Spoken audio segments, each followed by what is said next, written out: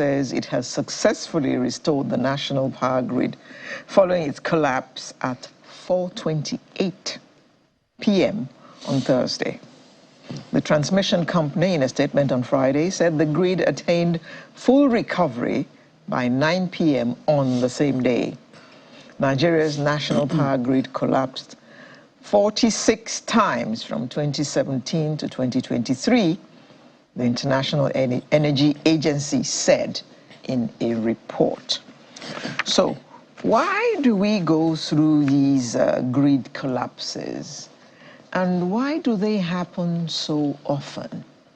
Is there any reason why our country insists that we must all be on one grid, so that when that grid collapses, there's no power almost, well, I think Jos has its own power infrastructure. I don't know of anybody else who does in Nigeria. So when that grid collapses, it means that apart from a few pockets nationwide, there is no power anywhere in this country. I don't think we quite realize the danger of being on one power grid. But what do I know? We have experts with us in the studio. We have Abubakar Umar, who's a power sector consultant. Good morning. Good morning, Obi. And our old friend, the Professor of Energy and Electricity Law at the University of Lagos, Professor Yemi Oke, joining us via Zoom. And we are also expecting the former editor of Energy Watch, Mr. Monday Ashibogu, to join us at some point this morning. Yes. Let me start with you, Professor. Good morning. Professor, okay, are you there? I'm here. Good. Thank you very much. Yes, sir. Good morning. Yes. A happy Easter to you. In several times in your video, we've had this conversation several times. We'll continue to have an rate of 10 to 12 grid collapses per annum, unless certain things are done in Nigeria. Professor, is there any reason why we are all on one grid to start with? One of the issues had contested and contended with for close to 2 decades now is the fact that we can, as a nation, be talking of a federated grid in the 21st century.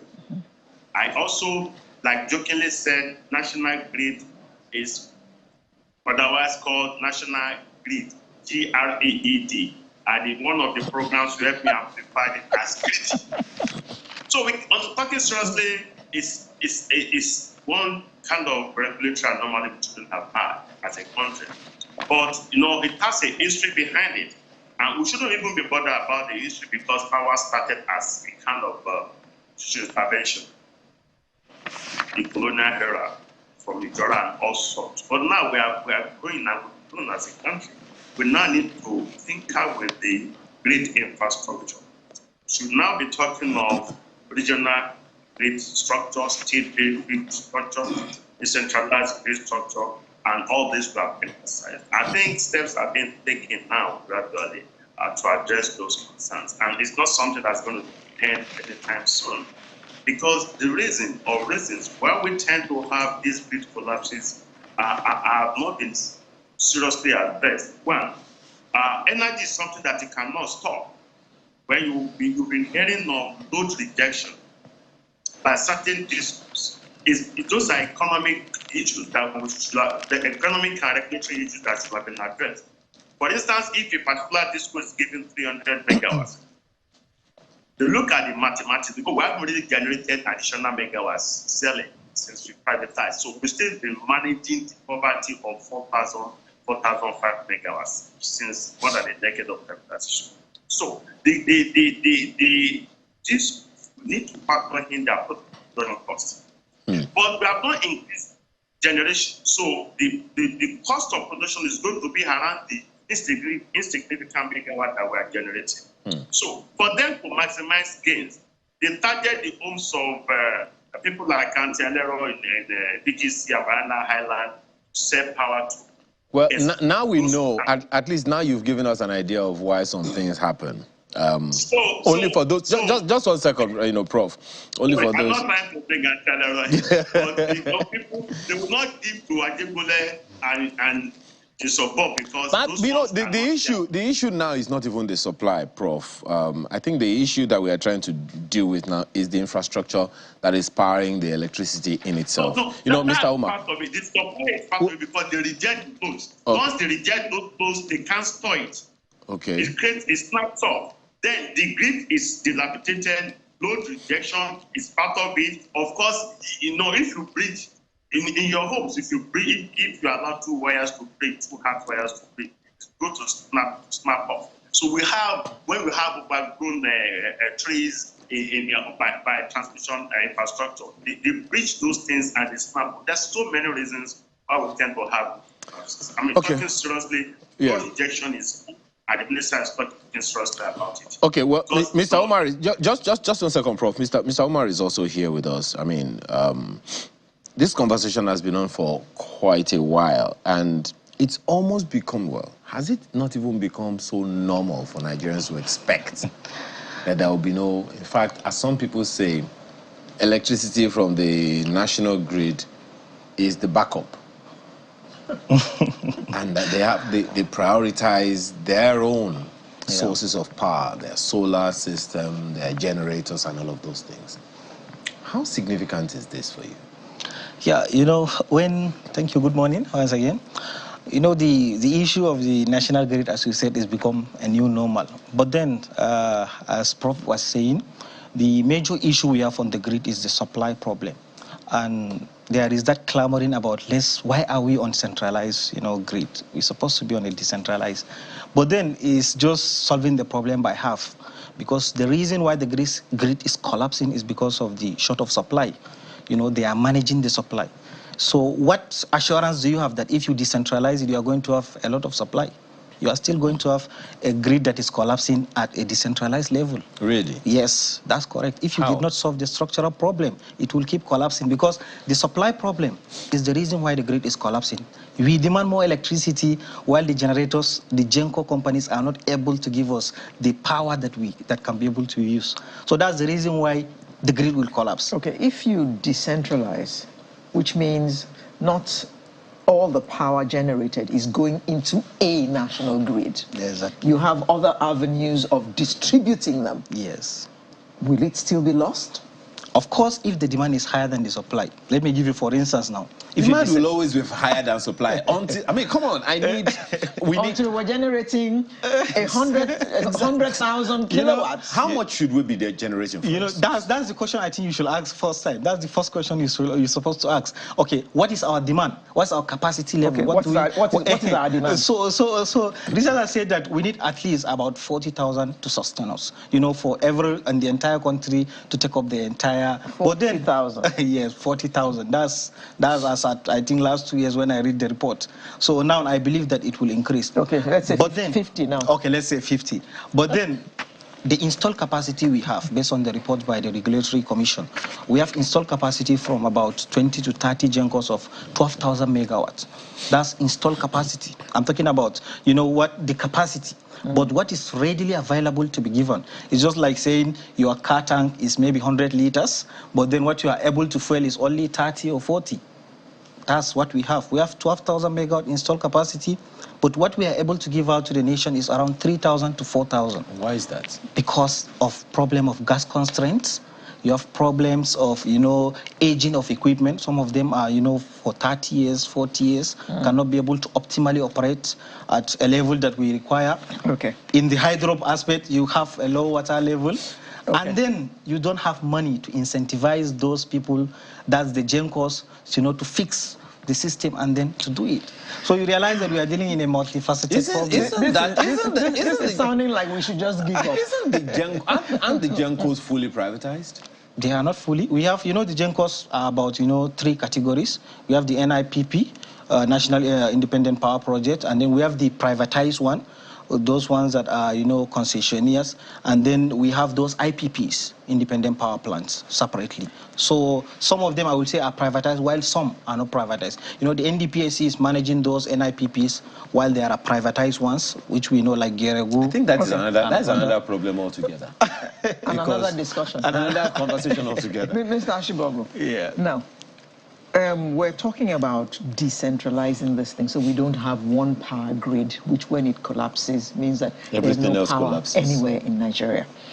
So he has told us that even if we decentralize, we're still going to have issues. I agree. And I am thinking, okay, if we decentralize, Mr. Ashibogu can now generate and distribute, or no, he may not be able to do both. Anyway, he can now look after, let's say, Surulere local government.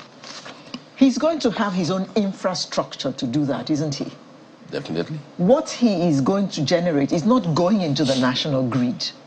It's going to go from wherever he is through his infrastructure to the consumers. So I don't understand what he's talking about, that even if we decentralize, we're still going to have issues with getting the power to the people. Okay, it's a hydra-headed problem, as we see. It's not just about just distribution. The whole problem starts from generation to transmission to distribution. And when we're clamoring for decentralization, you are just trying to scale the problem. Mr. Ashibogu. Now, you need to tell us in clear terms what each of these things you have just mentioned means. Maybe we should, just a second, maybe we should start with, when we say national grid, Exactly. at what point is that? Is it the generation? Is it the transmission that collapses? Or is it the discourse that collapses when the national grid collapses? The grid has to do with transmission. Transmission. Right. So it's not the generation. No, you see, GenCos there are different types of GenCos. And electricity is actually a national security asset. And just that we've just toyed around with it for years and just in the dilemma of what to do with it. Any country that is serious about running things well will never leave electricity in the hands of just private individuals to run it. You will have to, it's part of your national security architecture. When you have guaranteed electricity 24/7, it means the system will work. You will have unfettered access to anything you want to do in that country. Now, we designed from the pre-colonial times to colonial times a national grid that works like the UK. The UK runs a centralized system. And for that, they have everything all laid out, cabled even for places that are for future development. So they have these arrangements made. There's nothing wrong in having a national grid. But there's everything wrong in how you operate a national grid. A grid that is operating below capacity, a grid that works with uncertainty, and the system is very notorious for not keeping to any form of agreement. This, you have to look at that from the beginning. You have people who supply you gas, you don't pay. You are not paying. And when you pay, it comes with quarrels. And then so these GenCos wake up one morning and decide that, look, you've owed me enough. Switch off. The grid collapses. GenCo supplies more than enough. The DISCO says they don't need it because people are not paying. You burn off that energy. But you must pay the GenCo. You must pay the GenCo. I'll give you an instance. There was a time Benin Electricity was very notorious for rejecting supplies. Why? They were rejecting supplies. People were suffering under the guise that many were not paid, and the place was largely unmetered. The coverage area were largely unmetered. Now, places that are largely unmetered, that's another challenge you have. You can't account for everything. Crazy bills come up. We're having the quarrel now between Ibadan Electric and University Teaching Hospital, the University College Hospital in Ibadan. 400 million naira. And for crying out, for God's sake, how did that amount come to be? 400 million. Who was just so irresponsible to allow this bill pile up. And this was a place where Ibadan Electric claims to have been supplying 20 to 22 hours. And by the time they had this agreement, rather than to resolve payments, they acquired more generators. At the moment, they have over 12 high-power generators in that teaching hospital. What kind of irresponsibility is that? And you look at the diesel cost. So when you look at that, the entire gamut of it is, first, you must first learn to keep to agreements. If you keep to agreements, we'll look at the supply capacity. When you say keep to agreement, between who and who? Government and operators are notorious for not keeping to agreements. When we moved into the commercialization and privatization of the electricity sector. One second. You know, what you have said now, I mean, you began by saying it's a hydra-headed challenge, and everyone has said the same thing. It's a hydra-headed problem. Yes. But if we are going to take it from the local governments, it's from brass tacks. Common individuals themselves, you just said it now, when they don't pay their bills, the DISCO is compelled to say, I can't take more supply because the one that I have taken, people have not paid for. Professor Oke also mentioned to us the other time that when there is rejection, it goes back to a grid collapse. Definitely. So can we now begin to... it's not difficult to address. I think, you know, the issue is one thing. Let's understand what is that national grid and the collapse. I think there is a little bit of misconception about what the grid collapse is. Okay. Grid collapse actually means that if you generate power, people need to take that power. If you have less, it cannot be stored. Exactly, it cannot be stored. So if people have to take that power in comparison to what is available, if there is a shortage of people taking that power, the grid will collapse. And if there is people demanding for that power higher than what is available on the generation pool, the grid will collapse. And that is why I told you that even if you decentralize and you have that imbalance, the grid is going to collapse. Between demand and supply. Exactly. You know, in 2016, Germany has generated, high amount of electricity to the extent that the price changed to negative. They want people to take that load. They want people to use the energy. If people do not use that energy, then the grid is going to actually collapse because the demand and supply must balance. So that is what it means by the national grid collapse. So it's not something as if, it's an issue that happened. But it is still, it is no less embarrassing, yes. Mr. Umar. Well, Prof, so here we are now, and can we see a way of, let's begin to talk about, please, no immediate solutions. Can we look long term? Mr. Shiba, we just mentioned now that one of the major challenges we have now is infrastructure. And Mr. Umar has buttressed the same thing, and I think you also stated it earlier. Infrastructure is moribund. Many decades, without significant monitoring of these things. Now, one of the solutions that I think has been put forward is decentralization, and I think you also mentioned it earlier. Mr. Umar has said, unless some other issues, antecedents, or some other ancillary issues are addressed, the grid collapse is going to be normal because it's not just one issue, it's a lot of things. Already now, the power sector is very, very, in my opinion, very, very cumbersome and complex. I thought we had just one GENCO. I have been educated this morning that we have at least 3 types. The understanding many Nigerians had was that the GENCOs were fully privatized. Now we know they are not fully privatized unless you have a different view. So in all of this, with the proposition of the federal government and in the new law, in the amendment to the Constitution, that the states can now generate electricity, you have talked about a regional arrangement. What are the possibilities within the shortest possible time? Thank you. I agree with my colleagues in the House with you there, because we're saying the same thing, but from different angles. Nigerians now should be asking the question. It's going to be almost about a year now, since we've had the new Electricity Act and the amendment to the Constitution, which now enables states to generate power and generate transmit and distribute power in respect of areas covered by both national grid and public. What has been happening at the level of the states but we should stop looking at the federal government. So nothing has been happening, or nothing yet. But I know the number of activities going on, but nothing on the table yet at the level of the state government. So that's what person is asking. Government say, yeah, we've had centralized electricity. Two, the world is going off grid, and we are still burdening ourselves with grid-based generation of this. It's like the world is going forward, Nigeria is going forward.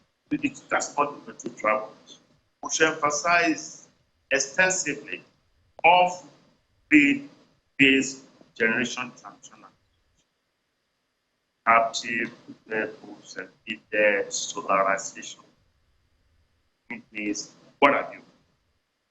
Levels. What is going up? Even if you don't have mini grids, what is going up? You can have mobile grids, mobile power plants, so many options. So that's the story for another day. Meaning options to national challenges in terms of electricity. We should decentralize. Decentralization does not mean to have fragmented grids. Of course, we should not be talking about a perfected grid for century. I've said that several times. Times can assist them by that position. But now we should be looking at options for upgrade.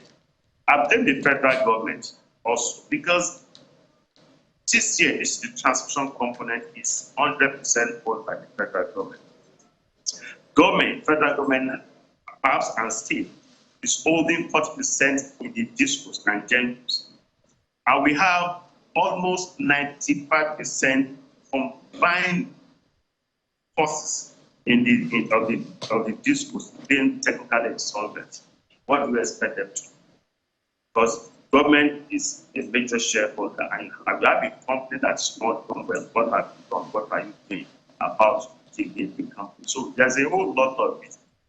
But even more than the grid monitoring, there's hardly a country, a serious-minded country that go.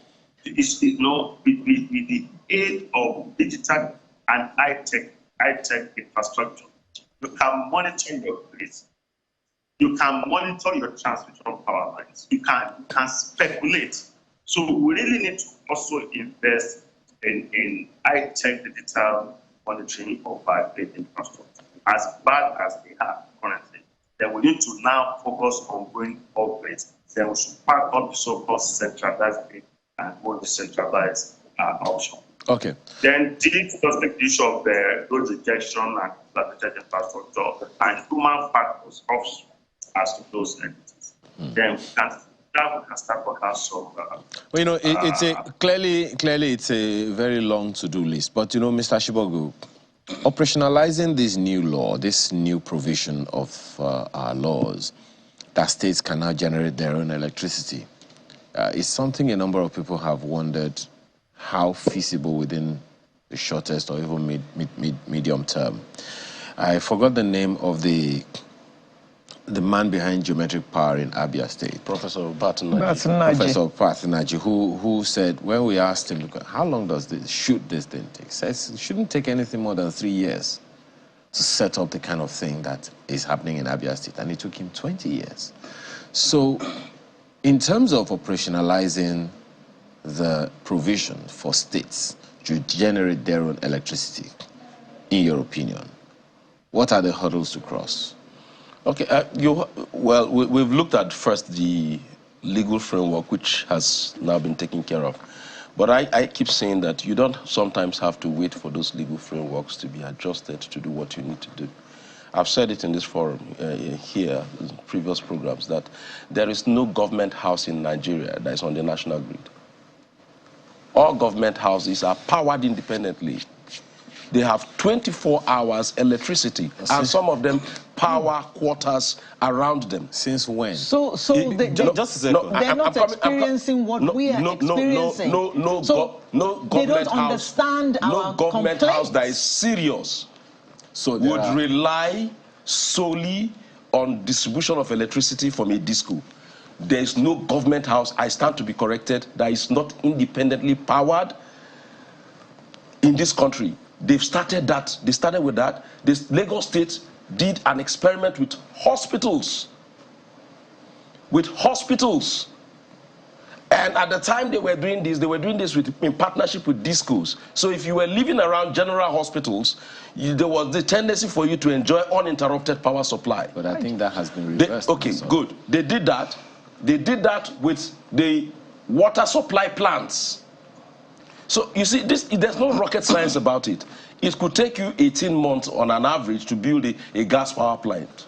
But the question is, the gas supply, the politics that goes into gas supply alone can take you 10 years. So Batinaji's example is just a clear case study. He had finished that plant a long time ago and needed to expand it. All he had was the challenge of pulling out from Enugu Electric as a cluster. That was another issue that took years. He had the issue of getting his supply for gas. And as we speak, there's no certainty that Batinaji has tackled that problem 100% in terms of gas supply. But isn't that where the state governments also should be able to come? See, state governments have no control when it comes to oil and gas. They have absolutely no control, including the oil-producing states. This is just within the purview of the federal government. And I can tell you for free, the challenge has been that in the past, most GENCOs have been notorious for not paying for the supply of gas they've received. Then anyone who wants to sell gas to you now would ask himself a very pertinent question. Are you not going to be, you are part of the old stock. So why would I give you gas if you won't pay upfront? But you also said now that we, the people, are also responsible. Yeah. Energy theft. Listen, how many industries do you have in a particular place? You look at the commercial notes of power generation, it's a business. As much as it's a social service, it's also a business. Someone incurred debts in thousands and millions of dollars to acquire these machines. He will pay. And it is from the tariff that has been given that he will pay. Nigerians don't have a challenge with tariffs in most cases. They have the challenge with high tariffs and no supply. Yeah. Well, I think you may need to speak with Mr. Babatunde Fashola, who spoke at a press conference, I don't know if you remember, that sometimes we have a problem of energy theft, electricity theft, that people also are responsible for, some of But that's accounts for the three of you have also established the fact that too much supply, grid will collapse. Yeah. Too little supply, grid will collapse. Yeah. So now we are in the middle of nowhere. Really. Yeah, where is the middle road? The issue is that on that non-payment, it's actually a liquidity challenge in the industry. And when he says that the GENCOs are notorious about non-paying, I was thinking, actually, the GENCOs are not actually sometimes in charge of the payment. How liquidity works is if you as a customer, you paid 100 naira worth of energy. The discos will collect your 100 naira. Probably they will take 60 naira and give to the GENCOs through the embeds. Then the GENCOs actually, they will remove their OPEX, maybe let's say 10 naira, and take 50 naira and give to the gas suppliers. So that is how it works. So the problem will emanate that if your cost of power is 100, instead of you to pay 100, you are now paying 50 naira. Now the disco will say, okay, we have operational cost to pay. They will now take maybe 10 naira. They give the GENCOs 40 naira. GENCOs also has operational cost to take. They now remit 30. Now, the gas suppliers are expecting 17 naira and you are giving them 30. Do you understand? So the problem of liquidity comes from what? From the customers. But the challenge, the other side of it is that there are two things. Is it chicken or the egg? Which one comes first? The customers are saying, supply me before I pay you. You are not supplying me, how will I pay? You are correct. The discos are saying that you are not paying. How can we improve the supply? Which one are we going to fix first? But which is why he spoke about metering.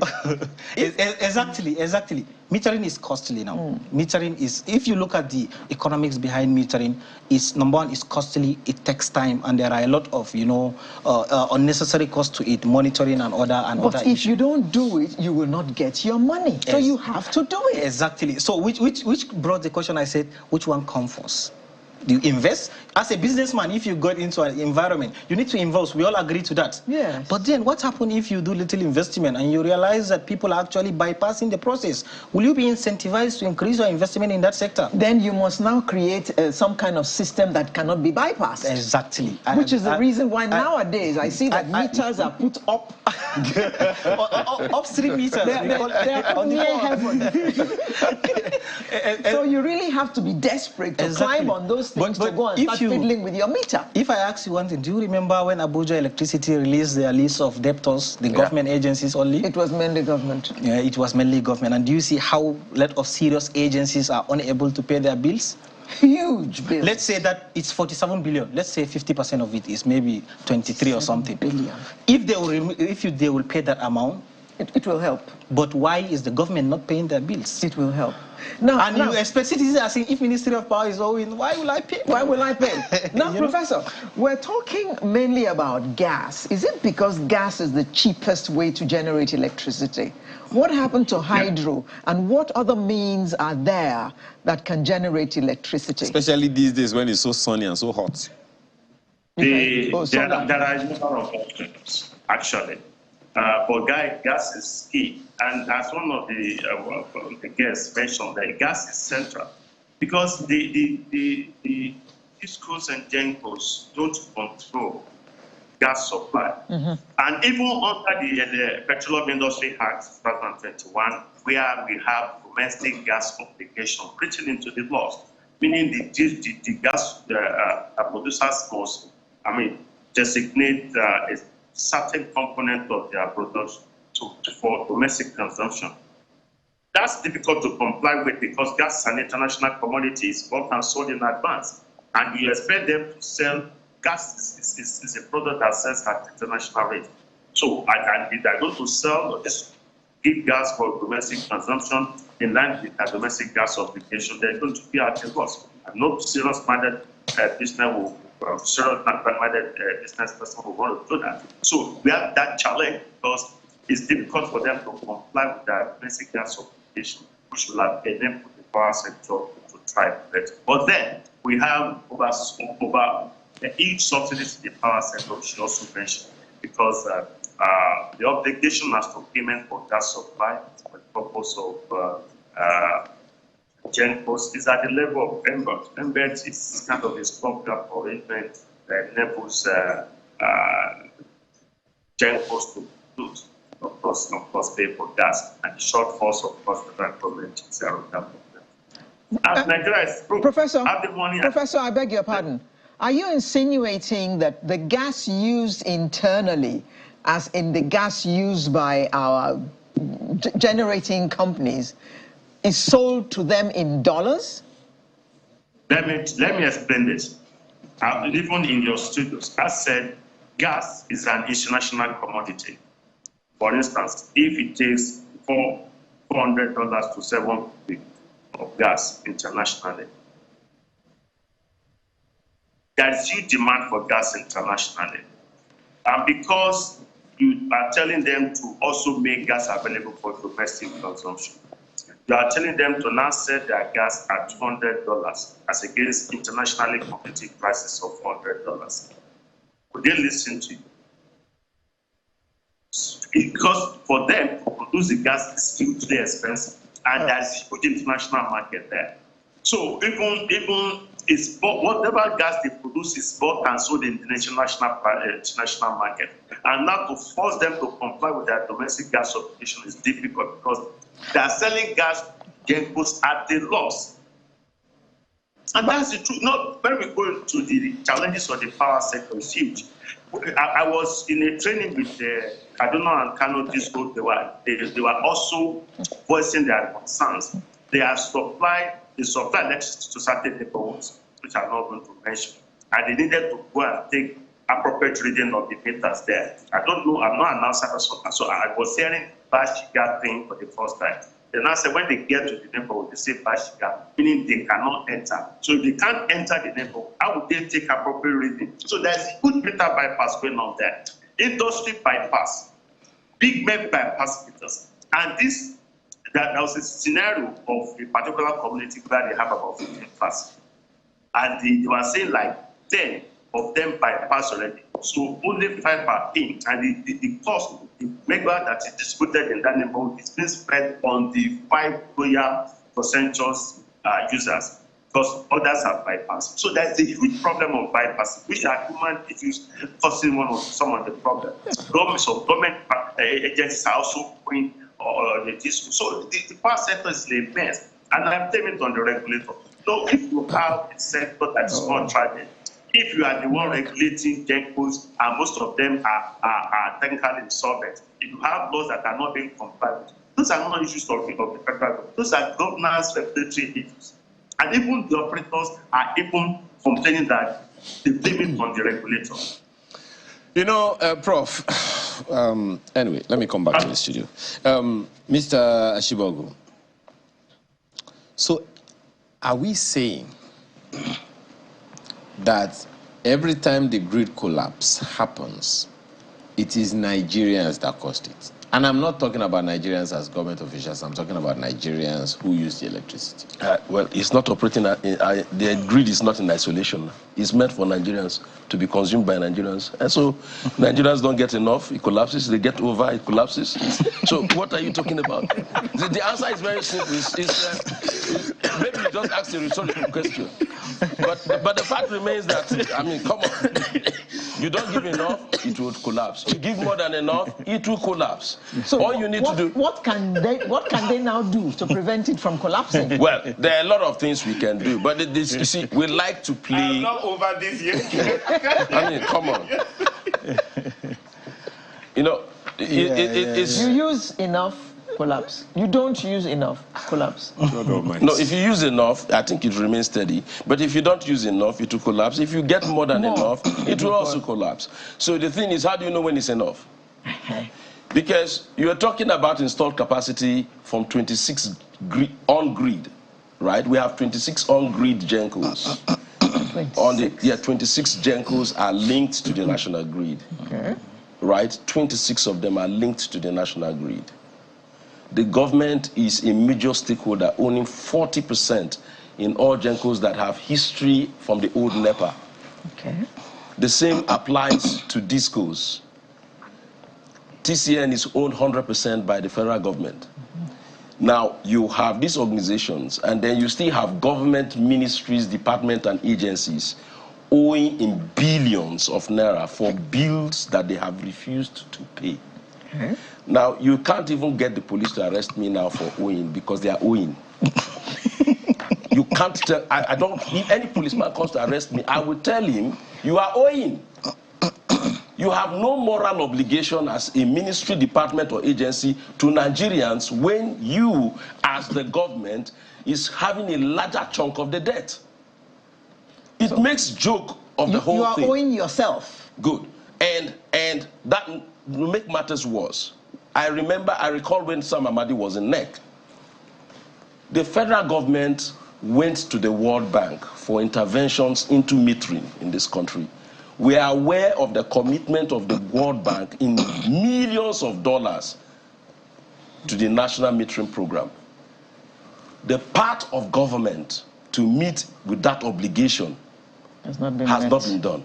That's what we have as a problem. So it's just easy for you to say millions of dollars have been pulled into a particular sector and then you see nothing going on. And then I also ask ourselves, are we really sincere towards solving this problem? Okay. Because you need to look at that. Yeah. Mr. Omar. Yes. We have to start winding down. Yeah. Okay. I wanted to ask about the Siemens arrangement. Is it a joke? Because, I mean, the former president went to Germany and that was one of the conversations that they had. We're not supposed to be having this problem.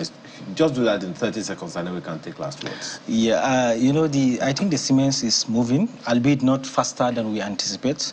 If you are following TCN, you will realize they have been installing some 100 MVA, 60 MVA transformers, which are some product of the Siemens deal. You know, it's PPI, Presidential Power Initiative. So they have been trying in doing that. It's just, you know, sometimes the information or the publicity might not actually be enough, but it's moving on gradually. And then, you know, the problem, if we are discussing power sector, we will spend from now to, you know, evening, we will not finish it.